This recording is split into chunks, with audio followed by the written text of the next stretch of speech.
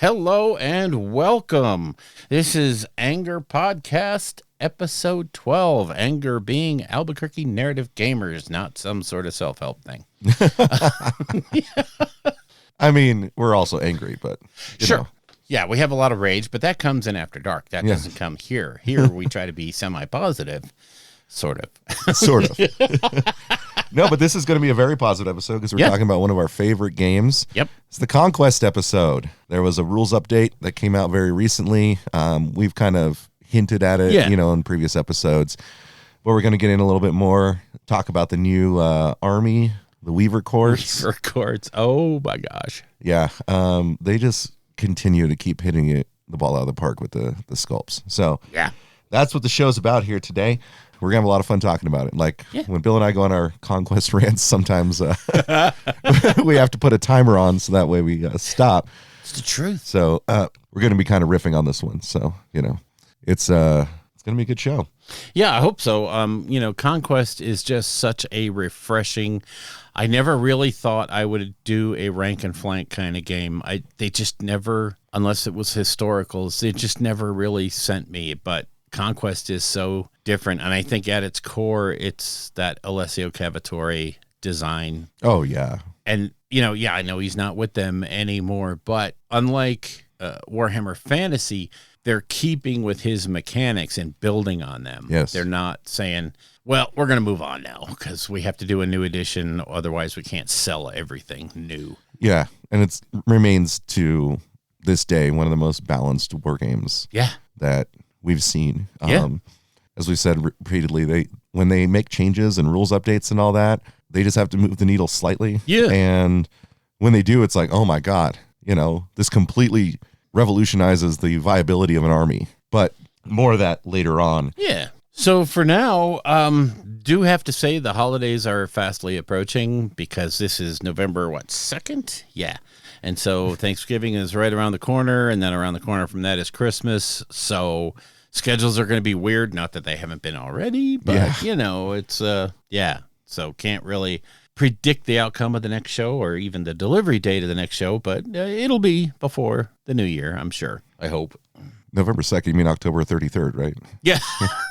It's the Day of the Dead. Halloween doesn't stop until Thanksgiving. I got to tell you this story. We went out Friday. Some friends of ours came in from New York. Okay. And the idea was to go to Sadie's on Friday. Okay. Meet early so that you don't hit that rush. Mm-hmm. And we got, let's get there at 4:00. They closed at 4:00 on Halloween. I was like, I've never heard of a restaurant that big closing on Halloween. I don't think of it really as that major of a holiday where businesses would close. Mm-hmm. But damn it, if they didn't, I was like shocked. So, I mean, anecdotal. Just saying, us living here in New Mexico, DWI is a problem. Yeah. And being out on Halloween night, if you're not just walking around your neighborhood, is a dangerous affair. It's so I could see why they might have closed early. Could be. It's, and maybe they have kids and they wanted to be out doing kid things. That's cool. That's great. Mm-hmm. I like it. But I was just shocked. We ended up going down to Old Town, which is Albuquerque's, older neighborhood. And man, everybody was dressed up and it was crazy. That place is, most of the interior of that is blocked off from traffic. So kids can run around and have fun and do crazy things, and we drank 2 pitchers of margaritas. I mean, there was 8 of us, so. Oh, okay. Gotcha. It's not like me and Pam drank 2 pitchers, but it was fun. It was a good time. Anyway, let's get around to the new stuff coming around the world, shall we? Yeah, there's a lot. There is. So starting with GW, the new edition of Blood Bowl dropping. Yesterday. Fantastic. The Hellsmiths of Hashit. They had their official full product launch. Yep. I would have had about $400 worth of models if I didn't invest in a different game. We'll talk about a little bit later. And the Christmas box is coming up. I haven't been really impressed with their Christmas boxes, but if you're looking to get into an army, these are the best places to go. Oh yeah, because you're going to get essentially a smattering of your essentials, right? So yeah, The GW Christmas boxes are always, used to look forward to seeing what was going to be there. And, oh, my God, I got to get that one. That one's so cool. And then once you start having the armies and you've already got what's in those boxes, they start to pale and you're like, well, those kind of suck. Actually, they don't. For that new churn, for all those new hobbyists, those boxes are still amazing like what we used to see 10 years ago, what we used to feel. So I think they're still good boxes, and there's pretty darn good value in them. Mm-hmm. So it's just they don't hit us anymore. Yeah, I mean, one of the things that I'd always want to see more is like a variety of more of the elite units. Yeah. And they tend to focus more on getting your base troops. Yeah. So like I think back to like the first battle force I ever got was Disciples of Zinj. That was the first Warhammer product I ever purchased. And I had like 2 units of Kyric Acolytes, but the important thing is that 2 units of Skyfires. Yes. It had the Sorcerer. I mean, it was just fantastic. It really gave you a like smattering without having, a Lord of Change in there, a smattering of the various types of units, so you had what you needed to not just play the base game, but then like it allowed you to build strategy from that without buying additional product. So, it's, but, like we said, new hobbyists, this is one of the best places to get into. Yeah. Especially if you're doing like the Secret Santa type stuff. Oh, yeah. At your local stores. Crazy and you got new good. Hobbyists there. These are great finds for them. Yeah. Between the battle box or the army box and the either combat patrol or spearhead boxes, you got yourself a force. Yes. It's a GW priced force, but you've got it. I mean, it's so they're great for those new hobbyists. Mm-hmm. Again, once you're jaded like us and you have what you need, they pale. Yeah. But I think that's just us being established. We don't need that stuff. Bah humbug. Yeah. Humbug. GW. Humbug. Anyway. So coming out from Parabellum, it's going to be the focus of the show. But other product-wise, they have put out a whole bunch of ancillary stuff. They've put out objective markers for every faction. Mm-hmm. So if you need objectives, they're literally pie plate neoprene. They're more kind of a vinyl, but they are measured out for objective distances, and they have your faction's logo on them. Mm-hmm. So they look like ass on the table, but they're there if you need them. I prefer the clear ones so that you can see the terrain and you can put terrain on top of them and not, but anyway, they're out there. The dice sets are out there. And, one thing I'll say about the Conquest dice sets, they're not GW dice sets, so they're reasonably priced. So, and it's stupid because I have more dice than, between Pam and I collecting role-playing dice and me collecting D6s like they're going out of style. It's stupid to buy bespoke dice for armies, but I like having them. I'm sorry. So I bought them. Yes. They also released the new updated Lore Companion book, which is absolutely gorgeous. It comes in 2 versions. It comes in just the base hardback, which is a little bit cheaper, and then it comes in the really cool gold foil cover. And it is, oh boy, how many pages is this bad boy? It's a couple of pages. It's 224 pages of lore for the Conquest world. And if you're 2+ tough, you're going to go into this stuff and you're going to just dissect it, and it's going to be fodder for the next 10 videos or more. Mm-hmm. And he does such a great recap of the lore. You can actually not buy the book, just subscribe to 2+ tough and listen to his Conquest lore stuff and be, oh, I'm caught up. So I'm not saying I do that. I'm just saying you could. Well, it's really good for, if you've got a long drive or commute or something, just, listening to Doug's dulcet tones. And it's just the way he presents, he digests it so well. Yeah. And then gives it back to you in a way like he's a mother bird feeding us baby birds. Yep. It's wonderful to listen to. But like the fact that I like that they do release these lore companions, periodically. Because we talked about before, Conquest is living lore. It is actively changing all the time due to the fan base. Yeah. Going on the website. And so getting us a recap every now and then, like, okay, let's get the updates so we can know where we are. Yeah. And so if you're newer to it and you want to get caught up, the lore companions can help you get there, and then you can immerse yourself in the living lore. So. And yeah, that living world stuff, anybody can jump in there, and as long as you've subscribed, you can help make choices about where the narrative is going to go. And it's a great system the way they're doing it. It's all multi-choice. They will present you with a short story, and then you will decide how would these characters go forward with this. And the majority rules. And they are adamant about, no, this is for real. We're only going to present you the choices that we can write the lore to. So it's not like, Bodie McBoatface. We're just going to go off, and all of a sudden the Nords and the Spires are going to kiss and make up. That's not going to happen. But it's just that ability to sort of direct how everything moves forward. It's just it's so cool. Yes. And when you see that your choice, the one you made, was the one that everybody else made, and it's the one that we're going to go forward with, it's such a great little dopamine hit. Yeah. And, if you don't get what you wanted, the story's still going forward. So what the hell? I mean, that also guides the factions they release. Yeah. That's how we got to Weaver Courts, which just dropped. Exactly. Is the choices that were made by the fans. It was fan-based stuff. Yeah. And I'm so glad. And we'll get into that a little bit more here in a bit. Yep. Yeah. So moving on. Yeah. So that was Parabellum. Gale Force 9. I only bring this up because they just released the new tree box for BattleTech.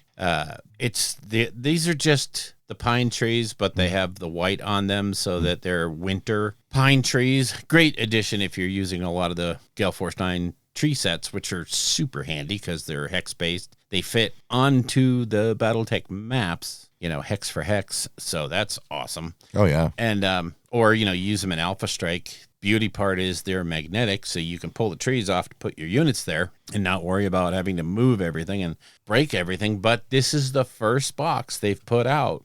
There was a sticker over the contents, and the sticker was there to cover up the fact that there's no magnets in the box. And I was like, I wondered when that was going to happen, because those rare earth magnets are, they come from China. Yeah. And, there's tariffs and stuff. And so I was just wondering when the current administration's policies were going to start affecting the little guys. And here it is. They couldn't put in the 36 magnets that you would need into that box would probably raise the price $5-10. Oof. And, they just didn't want to do that. So I don't begrudge them not putting them in there. I understand this is a real situation. And I'm glad I've stocked up on magnets because the price is going through the freaking roof. Yep. And for no reason other than consumerism. But so anyway, that's the only reason I put that on there was, another new thing that came out just now, and we were talking about this a little bit before the show, the Riftbound League of Legends tradable card game has hit. Yep. And it's out there. The starter box is out. Becca Scott does a really nice, about hour-long how to play and a playthrough, not just how to play. So a little bit of a playthrough. They've released the starter box, which is up to 4 players. Interesting part of this game is you can play 1, 2, 3, or 4 players. 2, 3, or 4 players. Playing one player would be gold fishing. Yeah, kind of boring. But they also have the starter deck boxes for Jinx, Victor, and I forgot, was Jin Lee, I think. So nice setup of characters you know and love from League of Legends. And you were talking about how the game has got already a following. Yeah. So some Magic the Gathering content creators, even some very well-known ones like Ben Bateman or Comedian MTG, are praising this game. I know that Comedian, I think he played one of the first trials that they could do at a game convention, and was immediately this game is so good. Nice. So we have well-known and competitive players in Magic who have been drawn to this. So I think that means the game shows some serious promise. Again, it's a particular IP. So, I know there are some people who don't like League of Legends. Okay. But I'm just telling y'all, even if you don't, the gameplay and the capabilities for competitive gaming are there already out the gate. So I think this game is going to hit. And that's good. I like to see stuff like that. It's truly kind of fun to see. And, like I told you, I picked it up on a lark because I saw the Jinx box. And, Jinx is just a super fave. She's absolutely nutty. Yeah. She's out there. Yeah. She's like all the best parts of Harley Quinn and almost like a real girl. Mm-hmm. So, yeah, it's kind of weird. But yeah, I'm looking forward to getting that on the table and playing it. It'll be fun. In the TCG arena, also Star Wars Unlimited got the Secrets of Power box. So if you've always wanted to play Mon Mothma, guess what? You can. So that's a really good looking box. And I have played a few more games of that on the side. And that game is just a ton of fun. I forgot where I put it. I must not have put it on here. The Gundam card game also released a new set of boosters. Yeah. So very cool on that one. Oh, Bandai. Oh, Bandai. How they just print money. Yeah.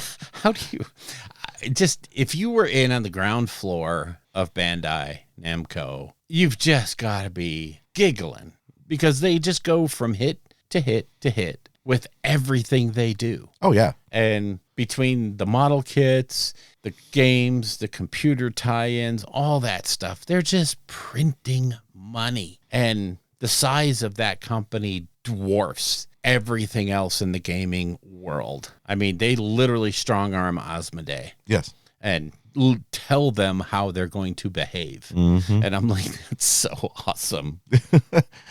Yeah, I mean, if Bandai decides they want to get fully into a whole-scale miniatures Gundam game, they're going to dominate the market. Yes. Period. Yep. Full stop. And, I think that them doing the trading card game first to kind of be like, all right, how's kind of testing some waters, is showing them that if they print it, they will come. And just the outcry for Gundam Assemble that has, it just pervades social media. It just tells them right now that we're just going to make dollars. Yes. Or whatever they make. It's crazy how well they're going to do, and they know it. And one thing about Bandai, I've talked about this before. Like Luis started building Gundam models, started painting them. She's a big content creator, so they reached out to her. They put her in this special category of painting Gundams that's just for content creators, so that it doesn't affect the outcome of other competitions for real people. Mm-hmm. And when she did well, it was like, here's your all expense paid trip. Yep. And it's like, okay, so you have these top Golden Demon painters, top notch people who do amazing work. And they make these entries, and then they're told, oh, you need to show up at, Games Day, blah, blah, blah, blah, blah. Yeah. Here's a ticket. Here, this will get you in the door. Yeah. You're just like, the difference between those two approaches of how to curate your hobbyists is amazing. Mm-hmm. Bandai is like, here's your flight, here's your hotel, here's everything you need to be here. Please do be here. It'll be great. Yeah. And then here's a tour of our factory. Here's our R&D sec. Meanwhile, GW was like, if you come near our building, we will shoot you. Yeah. Okay. If you take a picture while you're on our property, we will shoot you. Yeah. Okay. Wow. It's just that difference of how you curate your fan base. And I have to imagine that you could go to Corvus Belli and you could probably call them and say, hey, I'm in town and I'm from America or, wherever. And I would just like to see the floor and all that stuff. And they would probably make allowances for you to do that. Yeah.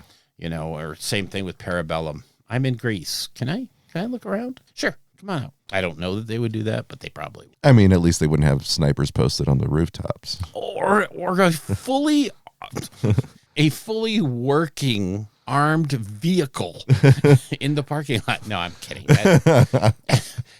That thing is so cool. My God, that is so. And I watched the video the other day of how they drove that thing into the parking lot. That's a working armored vehicle. Oh my God, that thing is oh my God, that's so cool. So anyway, more on the new stuff instead of just bashing GW again. If you're into Stargrave or Frostgrave, that sort of thing. The new Frostgrave book should be hitting soonish. It's supposed to release in November, so the next upgrade for Frostgrave will be out. Stargrave, I finally got my hands on Death Vector, which took a little while, but it's here. And then we move over to Catalyst Game Labs, the people who bring you Battletech and Leviathans and stuff. Man, all kinds of stuff. And I have a cute spelling error on the thing.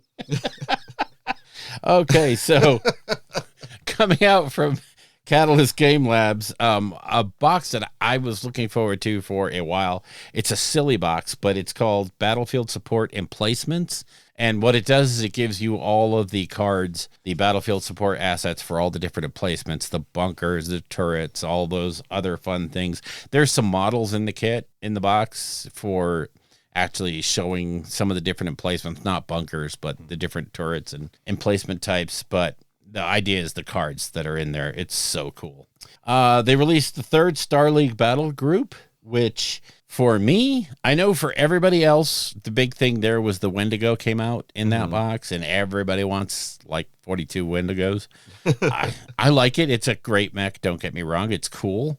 I'll get it painted up here soon, I hope. But it wasn't the draw for me. The draw for me was the Savior repair vehicle, which is so crazy cool because it's a chunky vehicle, and it's designed to be a mobile mech bay.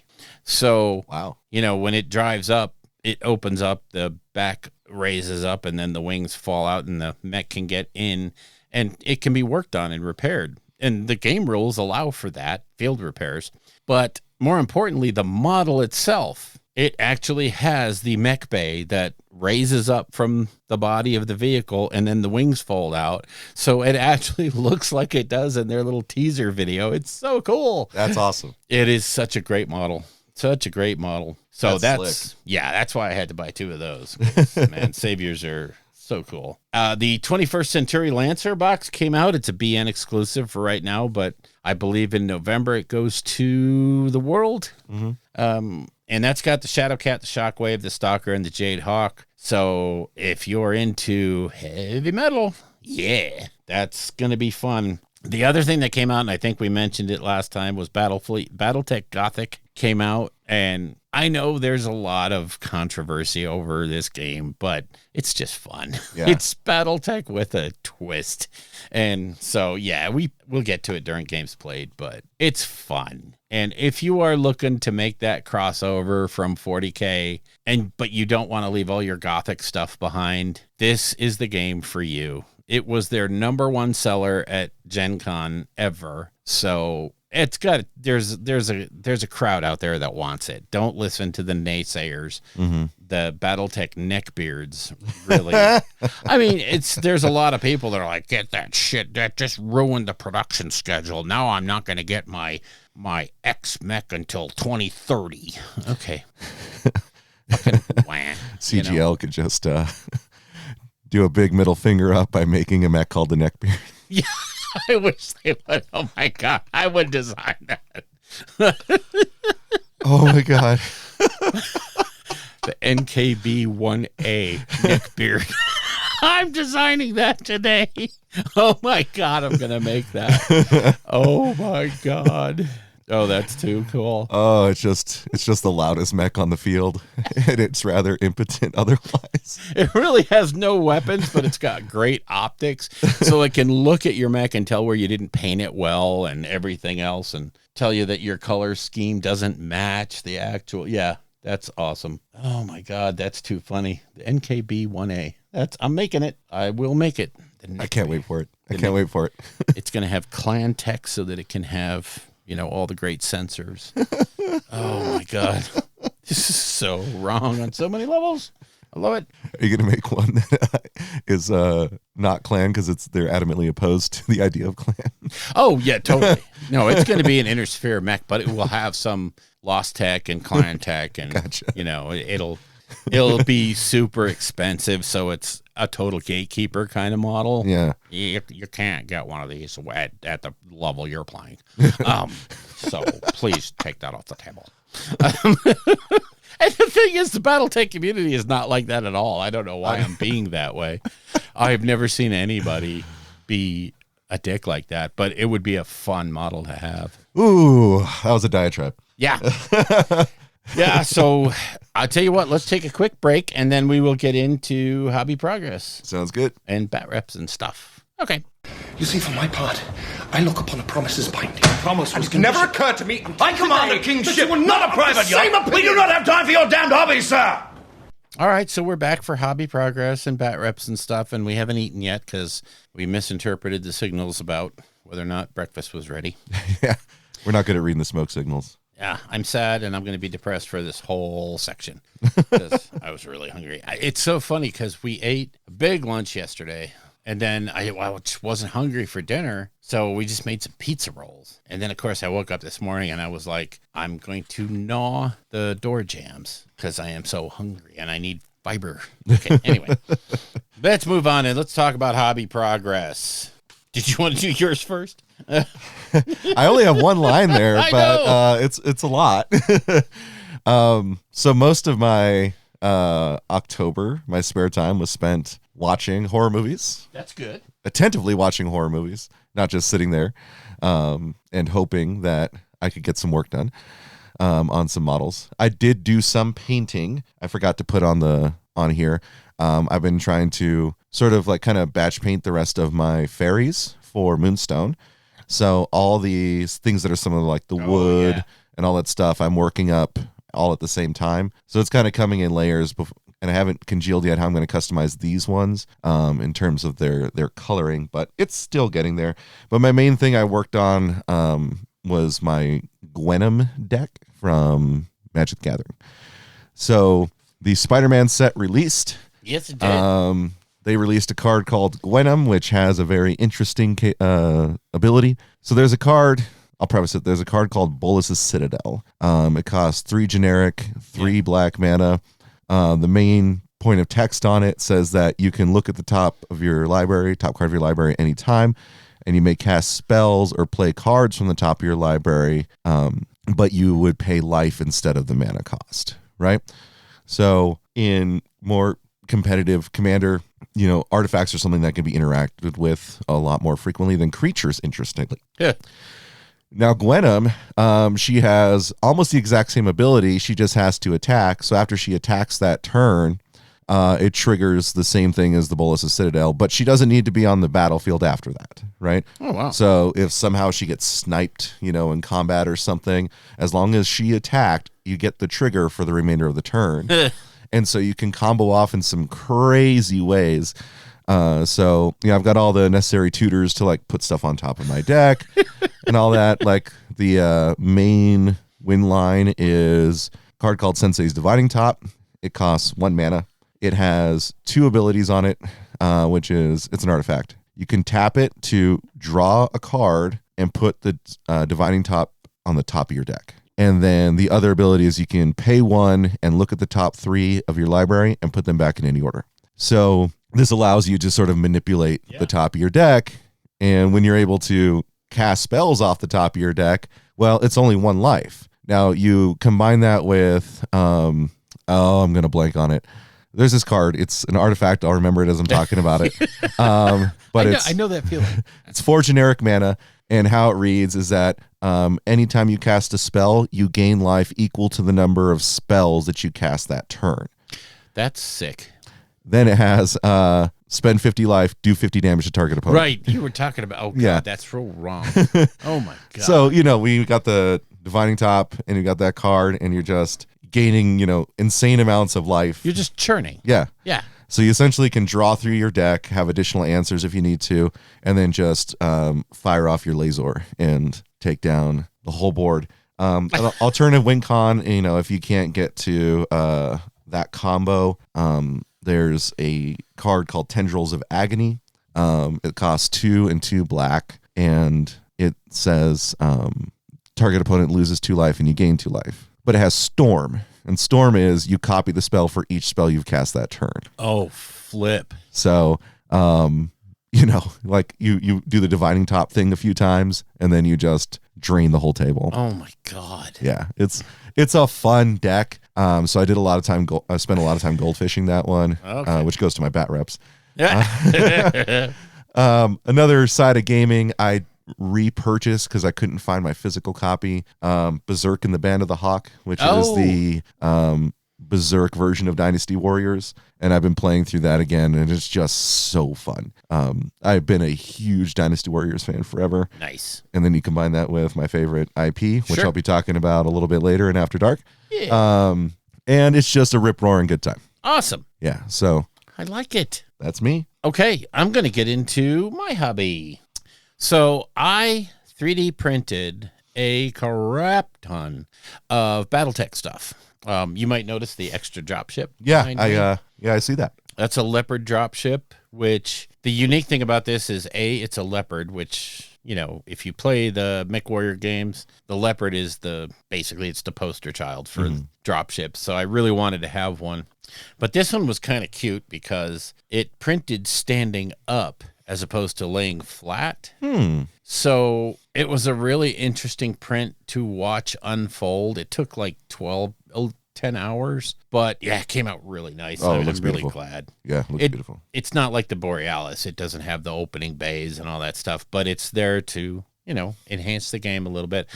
I did not print it at the actual scale because I didn't want it to be, if I use it in a game of Alpha Strike, I don't want it to be like, you know, the Borealis on the table it's a dominant thing. So I didn't want the leopard to be that crazy. But anyway, yeah, I printed out terrain, went crazy. I did the Timpicky Dark brewery. I did the War Mart.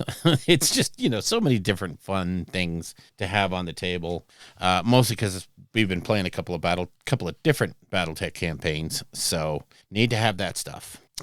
In terms of War Crow, so this is the War Rig, okay? And I'm showing Josh this. Basically, the War Rig is a 2-man like automaton for the hegemony of Embersig. And what I like about it, it's huge, it's big, it's not overpowering in the game. It's a lot of fun.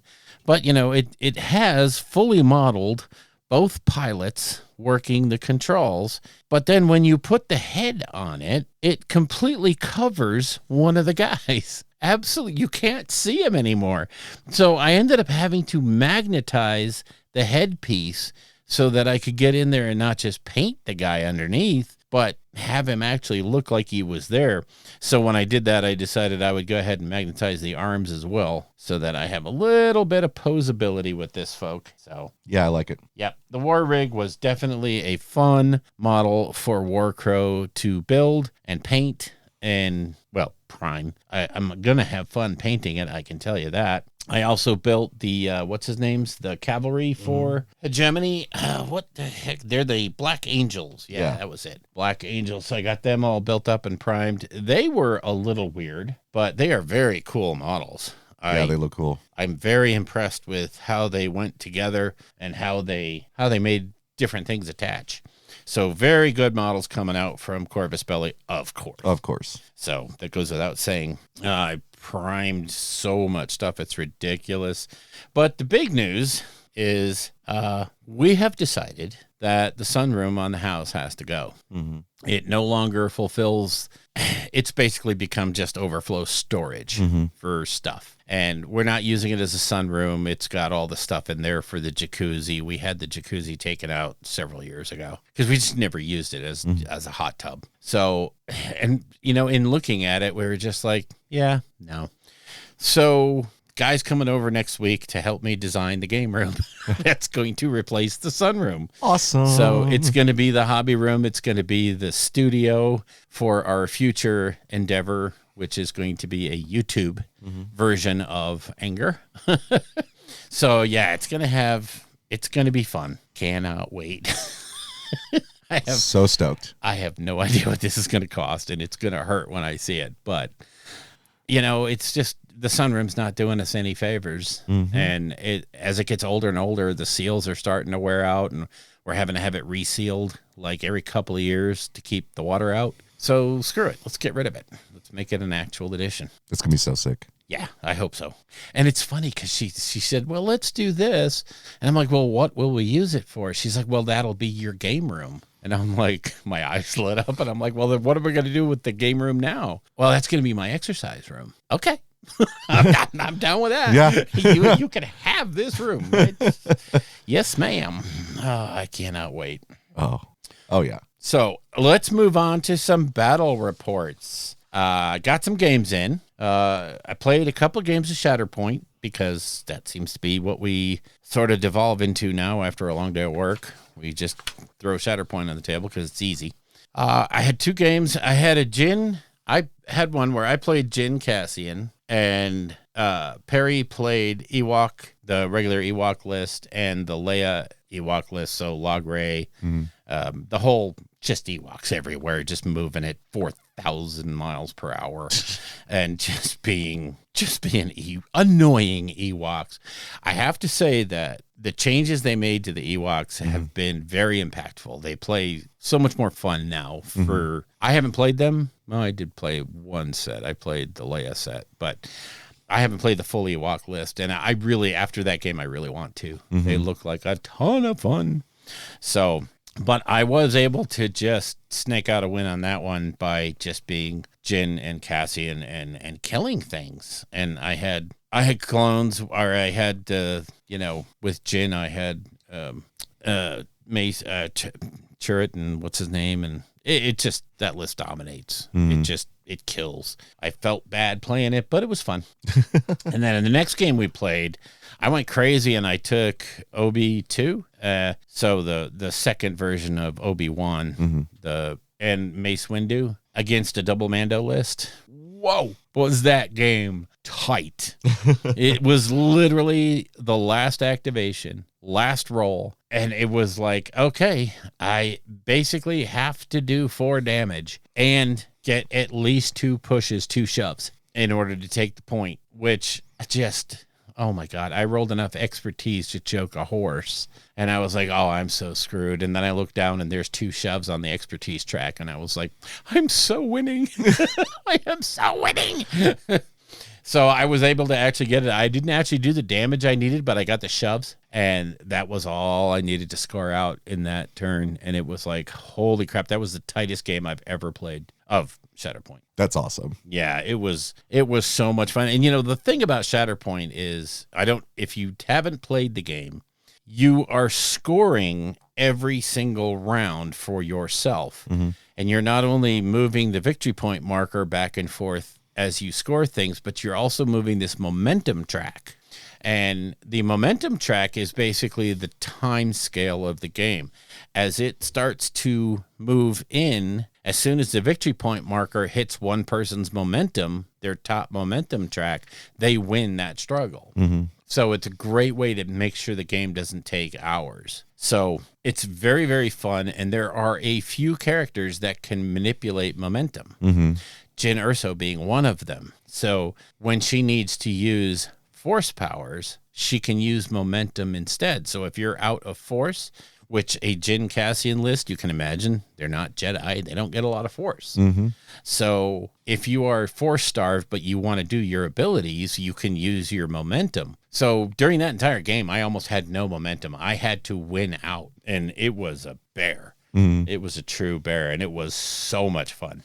We did a test game of Battletech Gothic just to see how the mechs, how they were different. So we played mechs that we were very familiar with, Warhammers and Atlases and what have you. And it was fun as heck. I mean, it was crazy. It was nuts. It was still Battletech. At its core, it's Battletech. But with the thematic additions for Gothic, it was just plain fun. And yeah, I understand the abominations only exist in cardboard right now, but hey, they've got to, they have to grow the plastic trees so that they can harvest the plastic so that they can make the minis. Come on, it takes a little while. It does. And then last but not least, we're doing our side-by-side Alpha Strike campaigns, which is, it's a stupid idea and it's not working, but we're going to do it anyway. Because the games themselves are fun. We thought what we would do is a planetary invasion. Okay. And each of us would have lances, actually companies, from each side. So we would play one game where I'm the attacker, he's the defender. And then the next game we would swap roles. We would swap units. and we would sort of be representing this is a whole planetary invasion. It's happening everywhere on the planet, and these are just different skirmishes that are happening. And the thing is it's not that the draw isn't really there. The narrative draw isn't really, it's not that cool for the additional paperwork that we're doing. But it's still, the games are fun, and, you know, keeping up with 2 different lists is kind of a bit of a bitch, but it's fun. And we've got the first 4 tracks done, and we've got 2 to go. On the one track where I'm the attacker, I'm ahead pretty considerably. On the one where I'm the defender, I'm behind pretty considerably. So I think we're just going to basically split it. But it's just, we'd have to work on that theme a little bit more to make it more engaging, I think. Yeah. It's just, you know, sometimes it doesn't hit right. And I'm glad that we did it this way rather than any other way. I mean, if the games are fun, that's all it was. Yeah. I mean, we did have an epic, our second track game was absolutely epic in the way that it was just, nothing was dying. Everything was taking these crazy shots, and it literally came down to objective control. I think between the 2 of us, we lost like 3 mechs the whole game. And he lost probably like 3 or 4 skimmers, but that's cares. You can replace those quick. Yeah. But anyway, I'm being told that breakfast is ready. So we'll take a quick break and we'll come back to your bat reps. Sound good? Yeah. All right. Through the magic of editing, you're not going to know we took a break. But Josh, what do you have for bat reps? A lot of my bat reps up would just be gold fishing my Gwenem deck, trying to find the most effective and consistent strategies. There's a few times there where I was able to get Gwenem out on turn 1 through the use of like rituals and stuff like that. And that feels really strong. You know, being able to essentially just completely set up your win con from the get, and being able to, you know, possibly win on turn 2 or turn 3. Wow. With the right setup. So I'm still tweaking the deck. Like there's like 3 to 7 cards, I would say, that I'm kind of like, sometimes they work real well. Sometimes they're dead in my hand. You know, it's a tough one. I hear you. I forgot to tell you one of the other combos in the deck. There's a card called Mortuary. Oh, yeah. And it says, if a creature you control would be put in a graveyard, you may put it on top of your deck instead. And there's a card called Death Cultist, which costs 1 black. And its ability reads, sacrifice this creature. Target opponent loses 1 life and you gain 1 life, right? So when you activate Gwenem, if you've got Mortuary and Death Cultist on the field, you can drain the table and not lose life. Yeah. Right? You just have to demonstrate the loop. Can anyone stop this? You know? Wow. It's a fun deck. It really is. And it's all in black too, so like its interaction is mostly just killing creatures, right? No way to counter anything. I've got some spells, some artifacts to help sort of disrupt, like defense grid, you know, is almost necessary if you want to win the game when there's a lot of interaction at the table, because defense grid is 2-mana artifact, and it reads on each player's turn, spells their opponents cast cost 2 more generic. Oh, wow. So all the free interaction costs mana. So it's somewhat of like what we call like a grand abolisher effect. Yeah. The thing is, if you pass the turn with the defense grid, since it, you know, counts each player, you know, you could just set it up for someone else to win the game. Oh, wow. So you just got to, you need to be sending it at that moment, you know? So I think I've probably put in about 10 games with it. Nice. You know, just gold fishing it. Yeah. I think I've swapped out, you know, like I said, that 3 to 7 card range. I've like swapped them out so many times, just like, testing, you know, testing. That's most of what I did on top of playing, you know, Berserk. Yeah. Since I started completely fresh, I am ensuring that I get all the golden baylets, which is just hitting your objectives. Yep. For each mission, because I want to fully complete the game, platinum it, and I'm just about to the eclipse, so it's about to get nasty. Yeah. So yeah, that's what I did. That's what I did. Very nice. Very nice.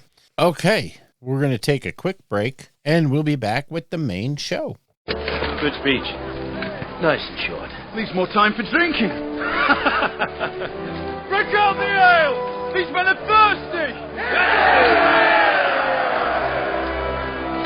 Okay, so here we are to talk about Conquest and all of the, well, not all of the changes. We probably won't hit the faction changes too hard. We'll give you an overview of what it does to the faction rather than going, oh, and this guy got +1 to his volley and +1 to his defense. That would be boring. Yeah, we're not man who reads books because he's got that niche.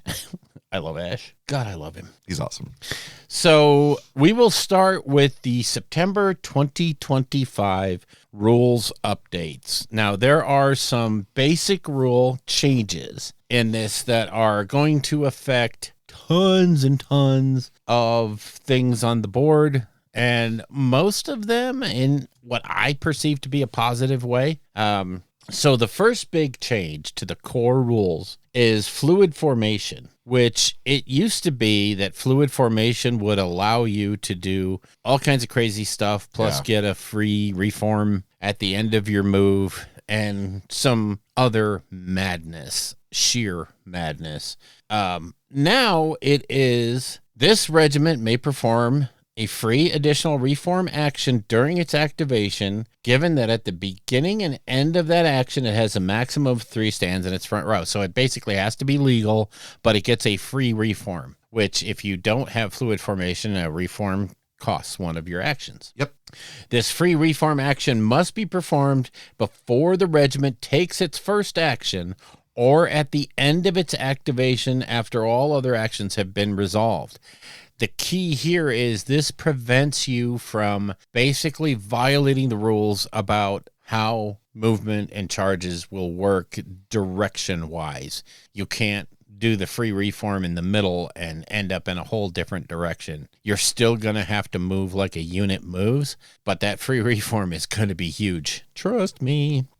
Also, a regiment with this special rule can draw a line of sight from all arcs, not just its front, and may perform volley actions against regiments in its flank or rear as well. Where this is the case, count the closest rank or file of the regiment as the first rank. Huge for the shooter types. Very, very big. Really, really big. So, yeah, interesting changes to fluid formation, although it's not really, it's not groundbreaking. It's not going to change how factions play. Mm-hmm. Just some very nice wording cleanup in that. So, and their basic design notes is they're limiting the number of stands that a regiment can have in its front rank, aligning more closely with the original intent, a tool for mobility, not exploitation. Again, some people would use 6-wide front formations, and with a free reform, they were getting a ton of extra movement, and they were kind of literally exploiting the rule. Now you can't. So that's cool. Fire in advance got a change. Yep. Fire in advance reads, if this regiment performs a volley action as its second action during this activation, it may take a free additional march action after the volley action is resolved. The regiment cannot move sideways or backwards. Okay. That's the key part of this. The whole idea here was if you had fire in advance before, you would basically either do your prepare and then volley, or you would move, volley, and then move backwards out of range. Now you can't do that. Yeah. So the Nords have been toned down a lot. The 100 Kingdoms crossbowmen are no longer the Dwegholm, no longer a just annoying set of freaking idiots that could always just shoot and get away scot-free. You want to take the next one? Yeah. So supremacy phase priority roll. How it reads is, now it is time to see who's going to seize the initiative and strike the first blow. You and your opponent roll off. The player whose command stack has the fewest command cards may subtract 1 from the score shown on the die after it has been rolled to a minimum of 0 and a maximum of 7. The player with the lowest score after any modifiers have applied chooses whether to be the first player this round. If the die roll is tied after any modifiers are applied, you and your opponent keep rolling until there is a clear winner. So they reverted this mechanic is one of many steps to come to balance the MSU playstyle. Yeah. Some in-size units. So, it's just subtle. Yeah. But it's very important, right, to be able to not let someone take full advantage of playing the minimum size unit, and just making it so if someone's army, like, say, Spires, for example, that thrives on many units, right, that they can still have a chance to get priority. Yeah, it's a nice little equalizer, and it opens up play styles. So nice thing. Okay, lethal demise got to change. When an enemy regiment currently in contact with this regiment causes a stand with this special rule to be destroyed, the enemy regiment suffers X hit, where X is equal to this special rule's X value. These hits do not benefit from any other special rules and are resolved against the enemy regiment's front arc, so shields. Wounds resulting from these hits do not trigger morale and do not trigger lethal demise in return. Okay, so which was an interesting chain reaction. If you both had lethal demise, you would just wear each other. Anyway, it was silly. It's one of those interactions that, like, didn't happen that often, but when it did, it was just this weird cascade. And when it was funny, and the dominoes started falling, it was hilariously fun to watch. Yeah. But it eliminates some of the wording issues from the previous rule, and it also says it comes against the front, so your shields count. Even if you were being flanked, you get to turn to have your shields for the lethal demise. It basically makes it less of a horrible instant defeat mechanic. Yeah. And that's good, because there's a lot of tough, powerful units that have lethal demise. So, all right, next. So the next one is obscuring. I just want to read the design note on this because I think it will make more sense if I read it first. Obscuration previously made no reference to the size of the piece of zonal terrain or how it interacted with the size of a regiment. As a result, situations could arise where a Tantor was considered obscured while standing in something as small as a wheat field. It's so true. Oh, God. This is neither realistic nor healthy for terrain balance. With this change, regiments now only benefit from obscuration if they are the same size or smaller than the piece of zonal terrain obscuring them. So that is like, again, it's just like those silly little interactions that, most people don't think about, but you have those high-end gamers who are kind of like, well, technically the rule says this. When Terry and I were playing a game and I had one of my giants, and we actually implemented this, but one of my giants was literally towed into a forest. The 90% bulk of his base was not on there, but he was towed in. And even though the forest played no piece in the whole thing, when he was rolling his attack, he was like, well, you're in the forest. And I'm like, no, I'm fucking not. And, we had to look it up, and we were like, oh, my God, he gets the benefit of obscuration. Even though he is X taller than that piece of terrain, and he's only towed into it at the back. So, yeah, we played with this rule in mind. But, yeah. And honestly, that is how the rule reads now, is basically you have to be smaller than the piece of terrain you're hiding behind. Yeah. So your set of 6 stands of Ashen Dawn are not going to be hidden behind a wooden fence. Sorry. It's just, again, as I said, it's neither realistic nor, practical. It's just hilarious to think about as one of those things that, again, most people aren't like, oh, that's how that works. Like you said, like, no, I'm not in the forest. Right. Like, it's counterintuitive. Yeah. But it was technically allowed. So, yeah. Then, let's see here. You want to do the wounding adjustments? Yeah, the wording adjustments. Wording. Sorry, I'm working off of my cell phone. Oh, gotcha. So we're special rules explanation text. When a special rule or ability confers multiple instances of the same special rule X, these special rules do not stack unless the special rule has plus X value. If a stand gains a special rule with plus X value, the regiment is considered to have a value of 0 prior to gaining the plus X value. Once the special rule plus X has been applied and added, it loses its plus quality. If special rules inflicts hits, players make defense rolls, remove casualties, and test morale as described in pages 46 and 70. So example 1, a regiment has cleave 1, special rule. Another special rule gives a regiment another instance of cleave 1. As both of these special rules are X, they do not stack and the regiment will still have the cleave 1. Yep. There you go. Easy enough. If the second instance of cleave X was cleave +1 instead, then the cleave 1 and the cleave +1 special rule would stack, and the stand would now have cleave 2. Yep. So, example 2, a regiment without cleave X gains cleave +1. The regiment counts as if it had a cleave value of 0, which now becomes cleave 1. The regiment now counts as having the cleave 1 special rule and does not retain its plus quality. Should another instance of cleave 1 be applied to the regiment, it would not still maintain, be applied, the regiment would not still maintain its cleave 1. Yeah. So it's like, just to be sure, everyone, when it says this special rule and you have multiple instances, it does not affect. It's not a plus. Right. Right. So you can't just have like, well, I've got cleave 1 3 times. Yeah. You need to have +1 on the other 2 for it to stack. Yep. And the other key thing here, there's 2 big keys in this one, is that the damage caused by these special rules does make you make a morale test. And it's clearly worded here. It's flat out, yes, you test morale.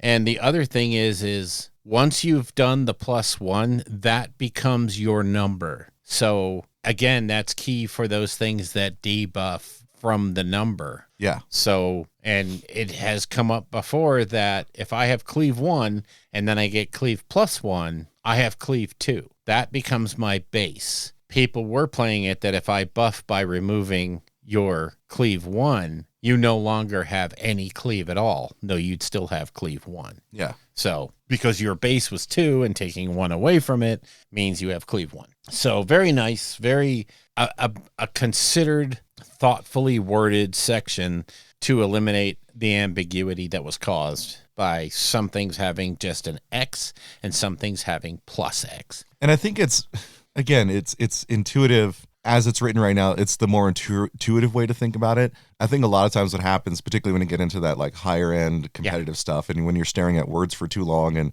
all of a sudden the words don't word the way you want them to, and people just got all mixed up on it. Like, no, guys, let's simplify the language. That way there's no ability to kind of game it. Yeah, there's no wiggle room here. Yeah. It's flat out. So the draw events explanation text, it literally just references the same thing. The difference between an X number, which is a value, and +X, which is an addition to the value. That's all that really does. So basically, if you have a draw event that says you get cleave +1, they're just saying here again that during this turn, if you add cleave 1, you now have cleave 2, period. Yeah. That's your number. Modifiers from that point on operate on that number 2. So the fly special rule. Oh, this is... they're still trying to make fly work. It's so cute because they want to bring in flying so badly, but it's such a hard thing to do in a game such as this. Mm-hmm. And it's always been hard for every, how long has Warhammer tried to deal with flying units? Oh, goodness. In a solid, it's just hard to do in a miniatures game. It's I don't care who you are, what company, it's hard to work it in. If you do it as it should be, it's far too overpowering. If you tone it down so much that it's not even a who cares, well, then it's tough. And they're just trying to get to that point. But basically, the fly special rule is a regiment containing only stands with this special rule may charge and clash over all other regiments as long as it does not end its activation overlapping any regiment or impassable terrain. So basically, you standard rules your base has to fit when you're done flying. A regiment marching or charging over zonal terrain is not affected by that piece of zonal terrain unless it started or ended its activations within it. Mm-hmm. So simple. Obviously, this is kind of what we expect to see. Should the regiment perform a sequence of march or march and charge actions, it is not affected by the piece of zonal terrain unless it started or ended its actions within it. They're just trying to get that wording specifically so that you can fly over terrain unless you began or end in it, and you have to have enough room for your unit to basically land and do the clash. It makes sense. It's a good clarification. Yeah, the next up, the supremacy abilities. So the whole purpose of this was to bring them in line with the army lists. Yep. The main reason being sometimes, like with the language on it, it wasn't clear whether or not it was what they call always active. Always active means that it happens no matter what, wherever they are, even if they are destroyed, right? So, or if they haven't made it onto the battlefield yet. Exactly. Yep. So always active is just that. Even if you kill the warlord in the middle of battle, it's always active. But then they had to separate that from the battlefield ability, which the battlefield ability for supremacy means it's only active when the character's on the battlefield. So if they haven't arrived yet, or if they die, that is no longer active. And then there's the activated ability, which your character needs to be on the battlefield. They need to be alive. And then once it's activated, it lasts until the end of the round, regardless if they're removed at that point. Yep. Right. So this is just trying to bring it in line with the 3 different delineations of supremacy abilities. And yeah, it's the big thing here is it was specified different ways in different army lists. Yeah. Now they've codified it all so that it's standard. Yeah. Yay. And keep in mind, this game is only 5-6 years old. They're still working through some of the original issues when the game first came out, first edition army lists and stuff. They're still cleaning up wording from back then. So good on them. And that was the changes to the game. That was the big changes. Yeah. And honestly, nothing really big here other than fluid formation becomes far less exploitable. Yes. And there's very hard and fast rules now, and they're codified in one place so that the army lists no longer violate the basic game rules, which is awesome. And then they move on to the different rules updates for the different factions. So 100 Kingdoms, the big change here, not a whole heck of a lot, but they did go back to where you could get more Ashen Dawn. You can reinforce Ashen Dawn. So that's a huge change. It's ridiculously huge change, but I don't think the situation is here anymore where having extra sands of Ashen Dawn are game changing. You're actually better off buying 2 units than reinforcing 1. Yeah. It's cheaper to buy 2. So the changes to 100 Kingdoms are literally mostly points changes and whether or not certain units have the veteran and what have you. Sakari gained the bodyguard and Oblivia special roles. Interesting that the Sakari didn't have bodyguard when they were supposed to, but they have it now. So relentless drills, only non-light infantry regiments count as +X for the purpose of seizing under the relentless drills special rule. Removing light scoring units is just part of the overall balancing because now where there's different ways of having light units score, having them also have the ability to count as extra really would make for some silly scenes as, they literally outnumber some of the big monsters in the game. Like the Tantor shows up and he no longer controls the objective because, well, there's 4 of my stands and they can't yet. No, not anymore. So Spires, they have 1 paragraph, little paragraph. Yeah. Their changes are about the lethal demise X or +X for each of the units, right? This is sick. Spires lives and dies with lethal demise. And some of the numbers you see on this, like the Desolation Beast gets lethal demise 8. 8. So you destroy him and he does 8 attacks, 8 damage back to you. Wow. The Strix are the one that get me. Yeah. Like lethal demise 4. Yeah. Oh my God. Mm-hmm. Anyway, but yeah, like their whole thing is they're just sending all these drones out at you to explode on your face. The reason why Spires only has like these ups and down changes or at least slight things are because they're getting a full rework. Yep. That's already noted in there. Says they're right there in bold. Oh yeah. Yep. Talk to us about the Nords. Nords, not many big changes. The Ulfidnar get lethal demise 4. Very interesting for them. They are, berserkers. So yeah, when they go, they're taking somebody with them. I like it. I do. And the captain, the regiment adds +1 to its resolve, characteristic. If you've played Nords, you know how huge that is. Yeah. Anything that adds resolve. So I need to go out and buy 30 captains. I have no idea what resolve is. Resolve? It's your defense? No, I play Old Dominion. Oh, shut up. Old Dominion. I don't care. I'm dead. Why do I care about morale?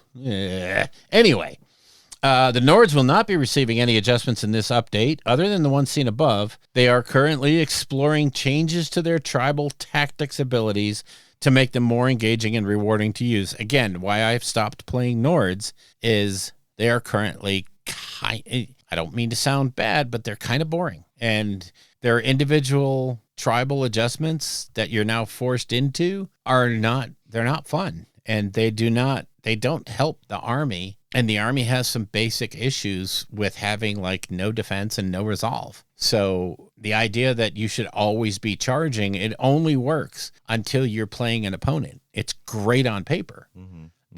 When your opponent understands what you need to do and doesn't let you, they just chew through you. So Nords need love. Wadroon, would you like to do these guys? Yeah, so they have this big note at the top for Wadroon, and I really appreciate them doing this. Yeah. So Wadroon, since they came out, have probably been the faction that has been reworked to high hell more than anyone else. Yeah.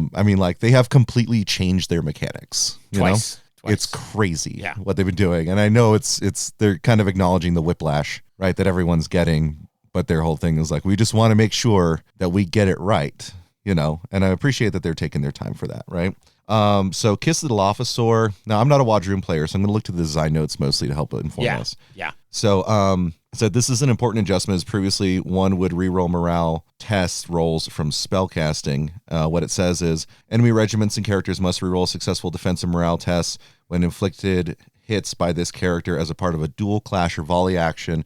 So sometimes the spells would go off, and it would affect... it would force morale rerolls, and that was icky. Yeah, that was never intended. Yeah. Then the Quaddle/Wing Lord Predator points update. So plus 10 points on both sides. They're still OP. No, I'm kidding. I'm kidding. They are one of the coolest models that Parabellum has ever put out. They are so fun. Then Cult of War Chant. The regiment gains the cleave +1 special rule until end of turn. And they note here, we need to ensure Wadroon are not left behind in terms of tools against the ways in which the new Dwegum might be shaping the meta. Yeah, this is literally an insurance change because having it go from cleave 1 to cleave +1, just huge. It's going to be great for them, and they're going to need it with the Dweg. So then the Matriarch Queen Supremacy ability, the note here, we wanted to give back a powerful ability, not just take away the Matriarch's light scoring potential. Yeah. So always active when a regiment chants the battle cry anywhere on the battlefield of any cult, it immediately loses its broken status. Woo! It's a redonkulous ability.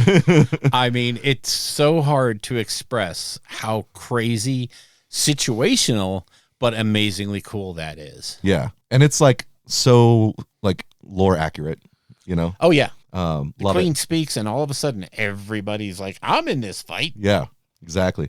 And the activated part of the ability, in addition, once per battle, once this player's first activation and any subsequent entourage activation has been completed, immediately return to the draw command card step. You may then draw your next command card and immediately activate it.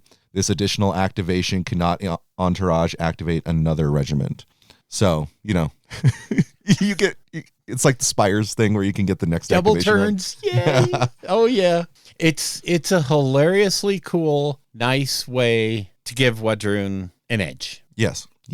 Then they go to the typos. So under gains unstoppable, remove standard bearer. This was a bug, and it shows the regiment has access to a standard bearer when the models do not. Yeah.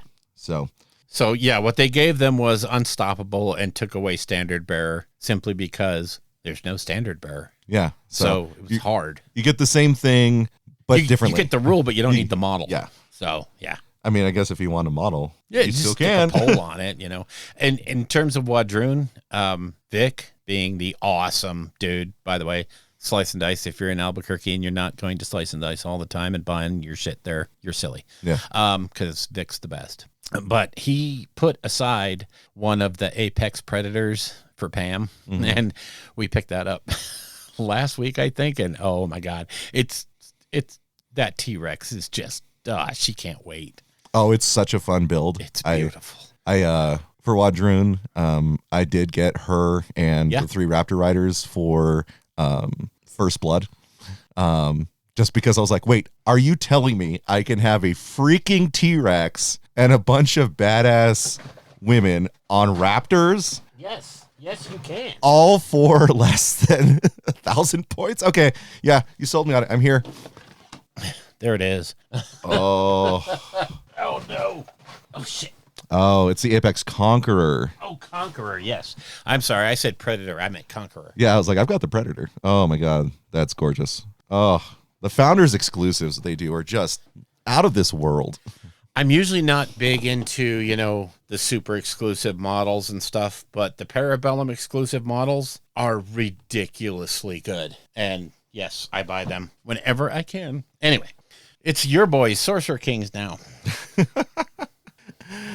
Oh, there's so many updates.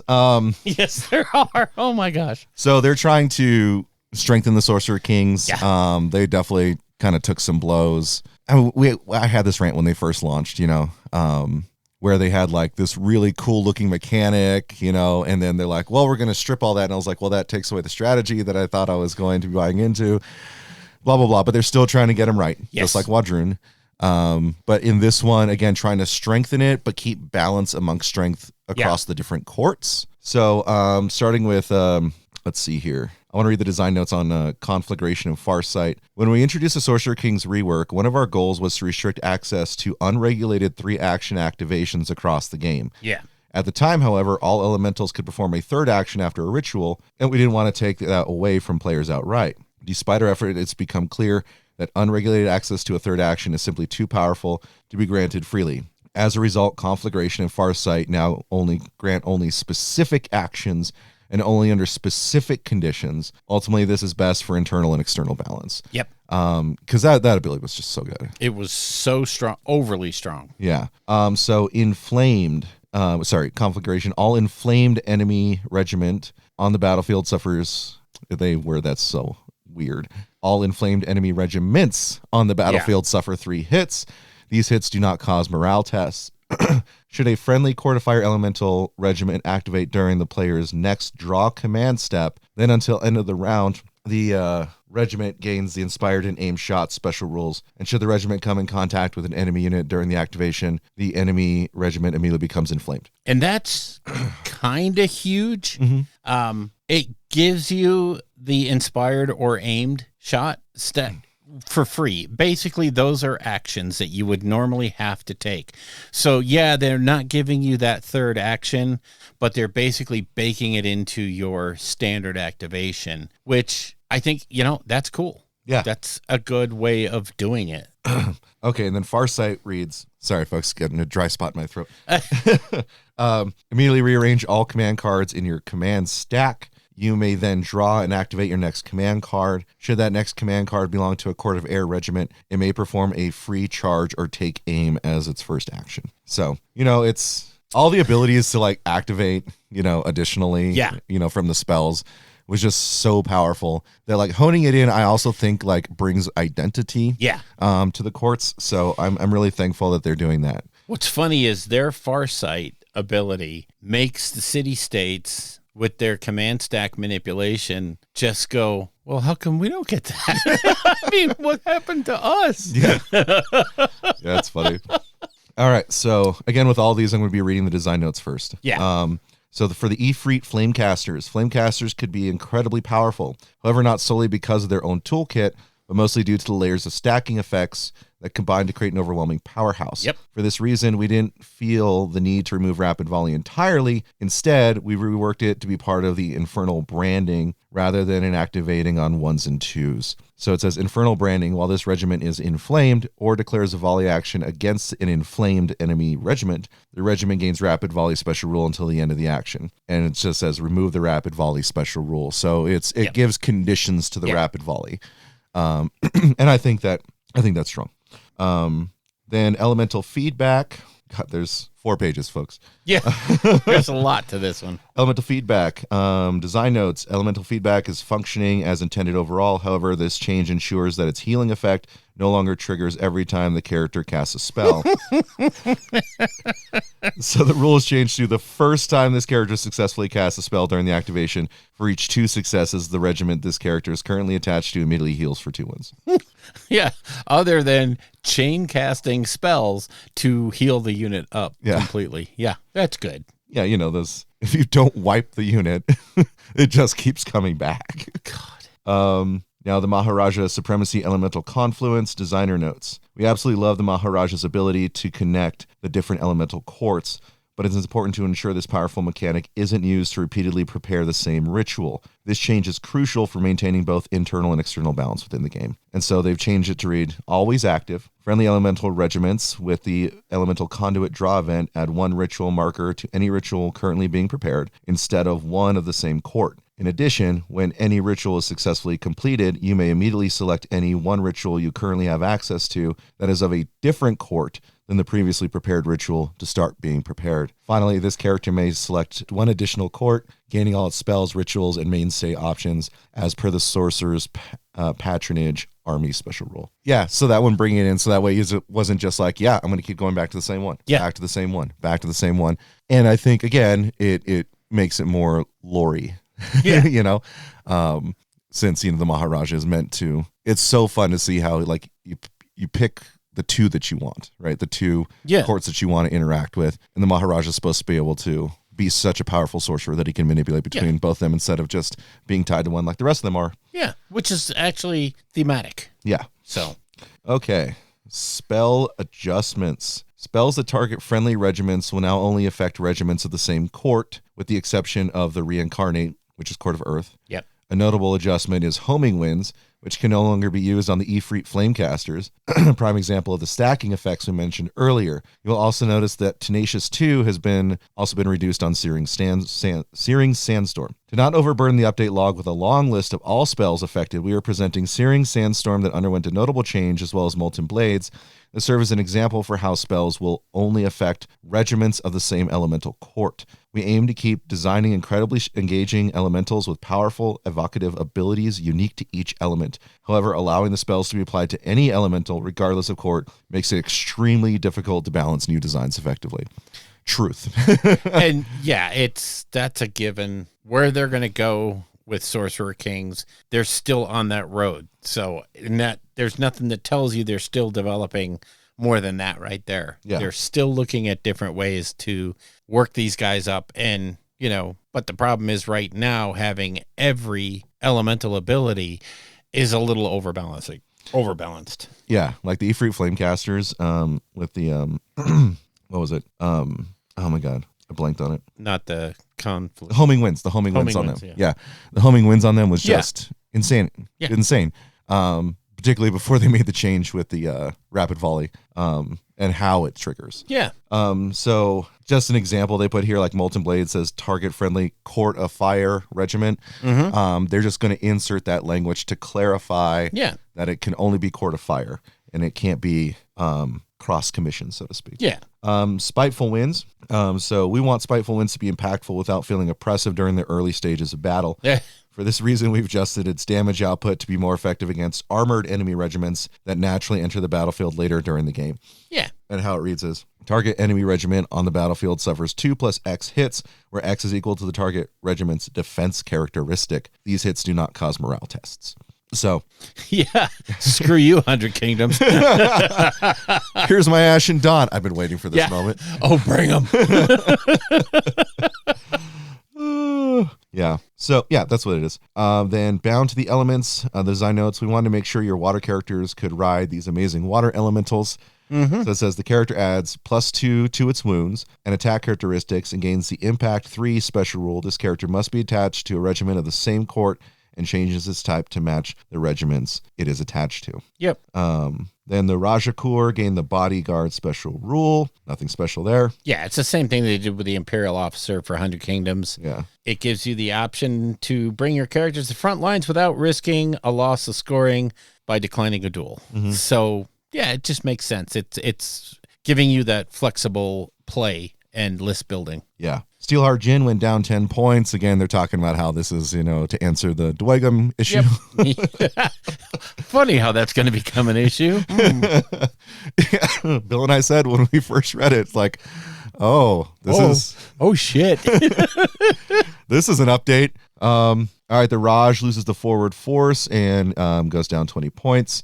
They design notes where we are moving forward force from Raj, not only to address the surge of goals it can cause, but also because the rule doesn't accurately reflect the character's nature, is better suited to the Mahabharati Sardar instead. Yeah. Which, the update to the Sardar is just that. Oh my God, it gains forward force. Right, and it gains the Mahut as a restricted option, which is the Oliphant. Yeah. So they edit the rules section to say this character cannot be the warlord and gains the same battlefield role as the court of your warlord. This character's warband does not benefit from the sorcerer's patronage army special rule. We felt forward force was better suited for the Sardar and allowed him to belong to a court to better reflect his lore and status. And finally, typos. So this other Soothing Tides design note, the word friendly was missing from the effect in relation to whom may benefit from the healing effect. Yep. So they just added that. Yeah, which is kind of, there was a stretch there where you could say, okay, great, healing, good, that's me too. No, it's not. I'll take some of that. Okay, you only got a couple of changes, only a lot though. Only 3 pages worth. Yeah. They need help. The Ironi updates focused on strengthening both internal and external balance of the faction. The goal is to address overperforming regiments without compromising their identity or the unique playstyle in the process. Just a quick overview. So for the Damashi, it removes the Tenacious 2 against volley, which was basically saying that if you brought Nords or a bow heavy Hunter Kingdoms, they didn't care. Yeah. They just didn't care. The Origami Warriors, again, removing Tenacious 2 against volley. And they were these units were the source of inspiration for the Lethal Demise changes. While we're happy with where they stand in terms of wounds, and we don't take issue with them healing from the Yoragumu Mahutu, in principle, the combination of large regiments and excessive lethal demise hits made them oppressive. So full units of Origami Warriors were basically impossible to kill with just about anything. I mean, you couldn't clash them. You had to volley them down. Mm-hmm. And it was not fun. Well, especially when they had Tenacious 2. Yeah. It's down to Tenacious 1, so, I mean, they're not, like, completely vulnerable, you know? Well, and that's the thing is, when this regiment becomes the target of an enemy regiment's volley action, it gains Tenacious 1 special rule until the end of that action. So, okay, good. I'm okay with that. Lethal Demise 4, I'm not good with that. They're still bad. So the big change here for Hesitation, Bane of Deeds is it now becomes scaling. Another instance where Tenacious 2 from volley was removed. I don't see it actually there that they removed it, but target enemy, they reroll ones. Okay, they just basically wrote it as something different. So. Yeah. The Yorogomo Geisha got a 20-point drop and it gains the Devout special rule. Kind of nice. Mm-hmm. If they would play with Hunter Kingdoms, they could benefit. Anyway. The Yorogomo Mahatsu went down 20 points again, and it gains the Devout special rule, so both sides of that model got same changes. Yorogomo Matsu knows all the following spells at no additional point cost, may perform a free additional spell casting during its activation. Character cannot cast the same spell twice, so they get Witness of the Void that has become scaling, and Repose in Healing Spring, and that becomes scaling also. So healing spells that scale, such a pain in the butt, but I get it. Yorogamus have been a linchpin for many Yoroni army lists, and for good reasons. Our goal here is not to change that, but to ensure they don't contribute to the most oppressive builds that the Yoroni can field. So the unstoppable brick is not going to be a thing anymore, I hope. Moving down to Powerful Presence.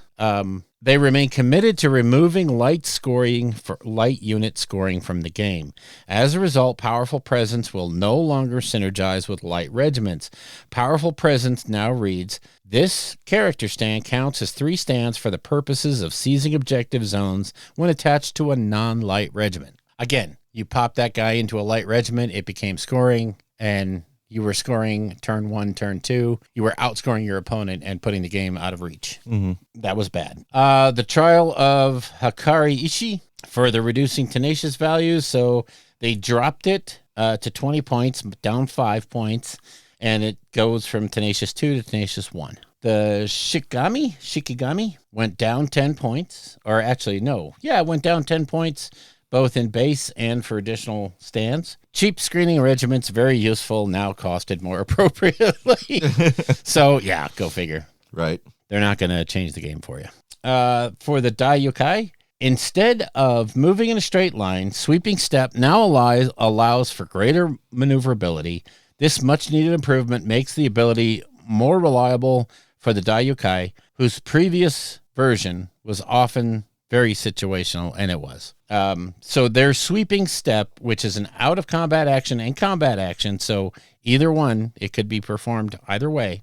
Sweeping Step can only be performed as the regiment's first action. The Dai Yokai immediately performs 2 out-of-sequence march actions, ignoring all intervening regiments and characters, even ones in contact with an enemy regiment. The regiment must be placed in a legal position at the end of the 2 march actions.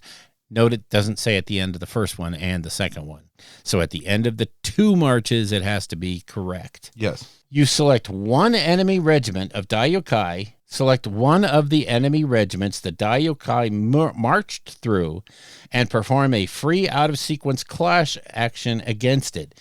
These hits are treated as being inflicted to the front of the regiment, so shields count, as if the Dai Yokai is in contact. Once the action is performed, the regiment's activation immediately ends. And the Dai Yokai are basically the ones that move through enemies and end up behind them. Mm-hmm. This rule captures that idea a little bit better than the original as written, and it gives them, and some people had said before that they have to be legal at the end of each march action. This basically comes out and says, no, they do the full double move, and that's when they have to be legally placed. Yeah, I like to think of it as like the Iaijitsu strike. Yeah. Yeah. And I think that, they still kept the power of it and clarified it. You have to do it the first action. Love that. Because that's balance instead of like, I'm going to march and then I'm going to double march. That was brutal. Yeah. That could be, if it had ever been written that way, that would have been brutal that they would get that first march, blow through 2 more marches, and get the free clash. Mm-hmm. So, and I'm not sure, but didn't it change to where it's only now 1 regiment? They can only clash 1 regiment. They can't clash multiple. I think it used to be that they could clash whatever they were in contact with. Don't quote me on that. I might be wrong.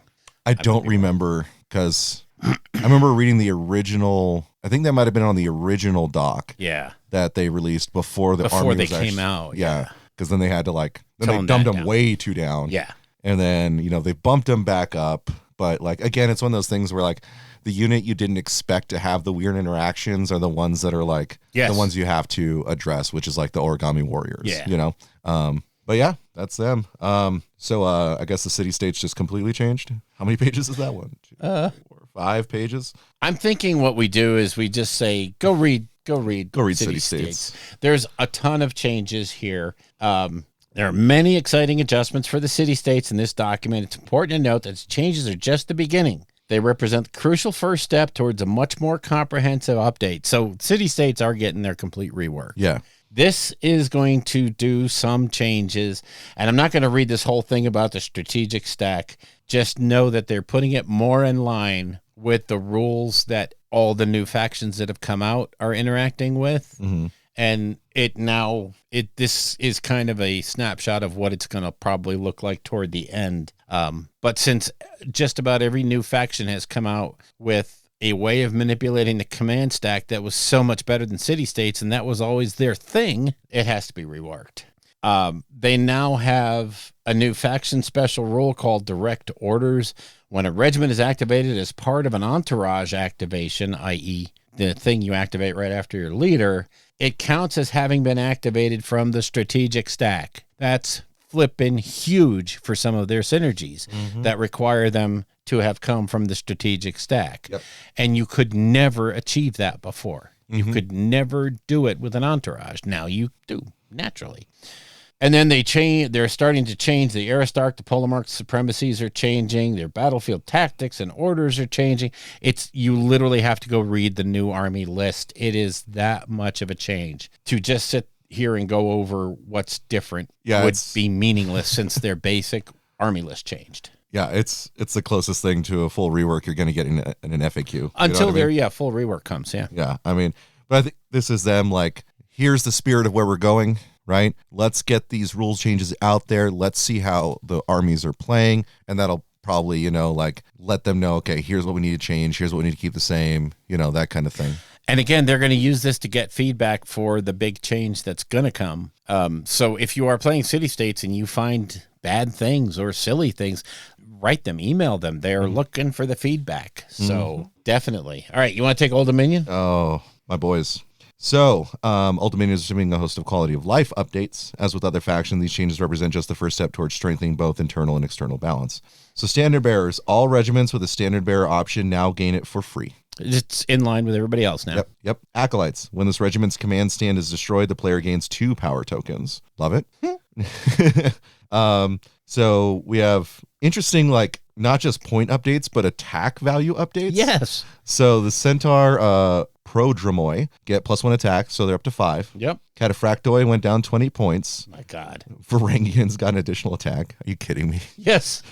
5 attacks now. Those guys are brutal. The Hashashins went down 10 points. The Sanctified Labaron went down 20 points. Celestine Banner down 20 points. The Unholy Sacrament, it's changed to the character stand may select friendly regiments in their warband as target of their spells that have a range other than self, even if that regiment would normally be outside of the spell's range. Unholy Sacrament all the way across the board. Right. That's ridiculous. I love it. Sir, they're getting whomped over there. Hold on. Hang on. No. The Kentarch down 10 points. The Schema 4 down 15 points. Armor of the Living Saint went down 10 points, and you change it to this character stand gains the Relentless Blows special rule. The Profane Reliquary, 15 points on Praetorian Guide and Legionnaires. Design note. All the above are small but important adjustments. Old Dominion was paying a steep price for access to certain abilities and regiments, and this is the first out of many incremental steps to get the faction where it needs to be balanced internally and externally. Long lineage is removed, exposed weakness is removed, and overkill is removed. The above are all masteries that have been removed from other factions and will be removed from Old Dominion as well. Yeah, it's just, those are standard changes that have been made across everybody else. Now, Old Dominion, too. And then one wording adjustment, Vexilla the Lost, the character stand gains the Forward Force special rule. Yeah. So again, just trying to bring them in line. I like to see point drops for Old Dom. Yes. They could be pretty expensive at times. Yeah. But adding an extra attack on the Varangians, again, that's probably the whole Dwegum insurance coming in. Yeah. And please note that in this FAQ, we didn't mention the Dweghome at all, except for the fact that every other rule was like, this is to counter the Dweghome. This is to counter the Dweghome. Because, and we're going to tell you this right now, if you've played Dweghome, if you are interested in dwarves and Dweghome, just go read their new army release. They are fundamentally changed in the same way that Nords and 100 Kingdoms. They now have factions inside. They have list building rules that they have to follow. They are much improved across the board. And I don't think they're going to be the sheer boredom list anymore. I can move maybe 4. If you touch me, I move 2. No, they're gonna be able to move a little bit, and they're gonna not just, their play style is no longer to be, I have to turtle at a certain point on the board and just wait for you to die trying to kill me. Yeah, big one for them. Just the gift. there's certain abilities that will cause regiments to become awakened. Yeah. When they become awakened, they cannot be broken. Yeah. If they are already broken, they immediately perform an out of sequence rally action. Insane. They're just crazy. Like, I don't care about resolve since I'm an old Dom player, but if you do care about resolve, that's an amazing freaking ability. It really is. And, giving them that identity, that dwarven in the Conquest lore, that dwarven, they're so ancient. These are the people that were messing around with dragons before anybody else was around. And giving them a little bit of taste of that freedom and flexibility, along with the limitations that come with the factions, is really, really cool. And it's going to fundamentally change how Dwygholm are played. Mm-hmm.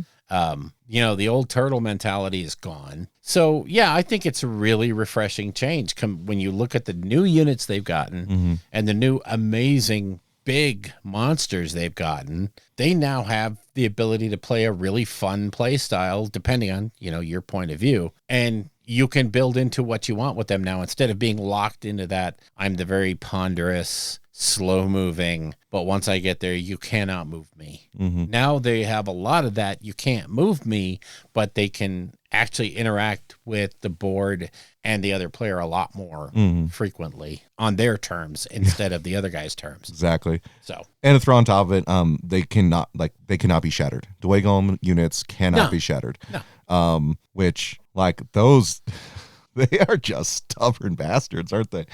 But yeah, they broke them up into 3 factions. I think, what are the clans?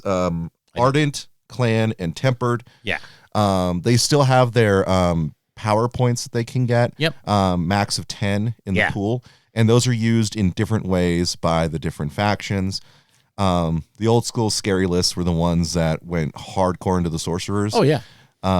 If you look at the sorcerers, they really only kind of benefit themselves. Whereas if you want, army benefits, you're going to go Ardent or Clan. Yeah. But again, you can have that fun spell slinging dwarf list that goes nuts on the table with those 10 power points, being able to literally eliminate damage and or guarantee successes on spells. That's a super huge mechanic, and it's a lot of fun. But you have to take the trade-offs that come with that. And that is, you don't get the actual meat of the army, the big bulk. Yeah, it's all like, it's so cool. My favorite one is the Tempered, which is going to be the casters. Oh, yeah. Because how I built my 1,000-point list, I have one of them on the Drake. And Steel Shaper on the statue. Yep. Oh, they're so sick. Yeah, so it's 45 pages of what? Yeah. Yeah. So definitely go through that. It's insane. And now we come to the new kids on the block. The Weaver Courts are here. Yay! Woohoo! Okay, when I say the Weaver Courts are here, I mean like 2 or 3 of the units are here, and teasers for the rest are here. Yes. And there is a thing in the FAQ that talks about proxying for the models that haven't come out yet, and the answer was no. So don't think you're going to do that yet. And that is simply because Parabellum has always said that when we release this pre-release information for the units, this is before we have steadied on and decided that that's how it's going to be worked. When the unit comes out physically is when we lock down their unit list, their unit entry. So playing with those units right now that haven't come out yet, you could be playing with some very screwed up rules that do not reflect anything like what the final product might be. Yeah. So don't do it. Play with what you got, even though it won't be that much fun. But the Weaver Courts, I won't read because I'd have to read it verbatim, but they're so much fun. They are the woodland sort of, just think Sylvaneth from 40K. Let's see, Cynon from Warcrow. These are the more woodsy and cyclical army for the game. Yeah. And they're very in touch with nature. So born in the fiery aftermath of the Dragon Wars, that the Dwygholm were in, The exiles, who would in time become the Weavers, bear no resemblance to the wretched refugees who took shelter beneath the dragon's wing. Sheltered, nurtured, and guided by the dragon, the Weavers abandoned their old ways and embraced Ea and the rampant life force it held. Bonding to it through their gift of life binding, they have been changed by it and are changing in turn. So their special roles are kind of interesting, and it reflects the way their courts are set up. They have the court of spring, the court of summer, autumn, and winter. So guess what? Their cycle is, spring, summer, autumn, and winter. The use of the 4 seasons is highlighted in all of their army unit entries and their spells, and it is a keyword that you really have to learn to manipulate and work within, because that's the key to this army. All Weaver courts gain the Forest Walk special rule. Forest Walk rule is: stands with this special rule ignore the effects of hindering zonal terrain. So all that terrain that we're talking about, well, is it size 1 or size 2? Yeah, they don't care. Yeah. They just don't care. They just walk right through it. So the cycle of seasons is very important to them. The cycle of season begins and proceeds from the same season as your warlord's battlefield role. So when you select a warlord, it is going to have autumn, spring, summer, winter, and that's what you begin at. And then you will cycle the season once each turn. If multiple Weaver Courts players face one another, each player follows their own cycle of seasons, which is an interesting thing that used to come up in 40K if you had Sylvaneth versus Sylvaneth, or, just some other roles that use seasons. Or the big one was the goblins with the moon. The moon. Yeah, you could have 2 different moons. That was weird, but they've taken care of it here by saying you track your own. Friendly regiments of the same seasonal court as the warlord add +1 to their march characteristic during a round that is of the same season as them. So you have to be aligned with your warlord, and if you do, every 4th turn you're getting +1 to your charge, to your march characteristic, which is kind of a nice little thing. Before the start of each round supremacy phase, starting from round 2 and on, the cycle of seasons progresses 1 season at a time as follows. If you don't know the cycle of seasons, I'm not going to reiterate it here. Okay. Depending on the season a round is currently on, certain rules, abilities, or regiment abilities, particularly those whose seasonal court battlefield role is the same as the round season, will benefit in a unique and powerful way. Throughout the Weaver's Army list, you will find a number of ways in which to interact with and manipulate the cycle of seasons to fit your army's unique army list and tactics. So we're not going to read this whole... This is a whole new army list that comes out. But basically, that's what they are following that cycle. You also have the Rampant Growth's Army Special Rule. This is interesting. When a regiment with this special rule performs a clash or volley against an enemy regiment, as long as a single attack has hit from the regiment or an attached character, regardless of dealing a wound or not, it applies a seed marker to the enemy regiment. A regiment can have up to 2 seed markers on it. Any additional are discarded. You can use a separate colored die to keep track of the seed markers, or if you're like me, you're going to 3D print cool markers. Just make sure you bring enough for your opponent, because it's on you to bring them, not your opponent. Okay, once the cycle of seasons has progressed, if an enemy regiment has 2 seed markers on it, the seed markers bloom and apply an effect unique to the current season. These are referred to as bloom effects. A special rule or ability that causes seeds to bloom immediately removes all seed markers from the target regiment and applies the bloom effect. Bloom effects last until the end of the round. Remove all seed markers from the enemy regiment and apply an effect as seen below. So the spring growth effect: when the regiment determines its charge distance, roll 2d6 and pick the lowest. Special rules that would allow re-rolling charge distances cause both to be re-rolled. So, yeah, how about screw your charge? Right. The summer's heat. rule. So in summer, when a friendly regiment performs a charge action against this enemy regiment, it rolls 2d6 and picks the highest when determining the charge distance. Okay, I like it. Autumn. When a friendly regiment performs a charge action against this enemy regiment, it gains the shock special rule until the end of that round. Oh, sign me up for autumn, please. You want to get the really ugly one here? Here comes winter. I want to live in winter, okay? Winter Frost. Friendly regiments currently in contact with this regiment gain the dread special rule. Oh, my God. That is so brutal. Okay. So other than that, it would move on to one thing I'm going to say. They used very Gaelic names for all of the units in this army. The beautiful thing about this army list is they give you a pronunciation guide to the names. So if you are looking at the Mahor Sudhay and you're like, I don't understand what does that mean? Oh, you mean it's pronounced Warshi? Oh, how does MHOR get pronounced war? But they give you the whole pronunciation guide here. And if you're not familiar with Gaelic, it does not look anything like it's spelled. It does not sound anything like it's spelled. So the Siancha Sidhe is actually Shaughnessy. Mm-hmm. Okay. It's like the actress. So it's a really great page.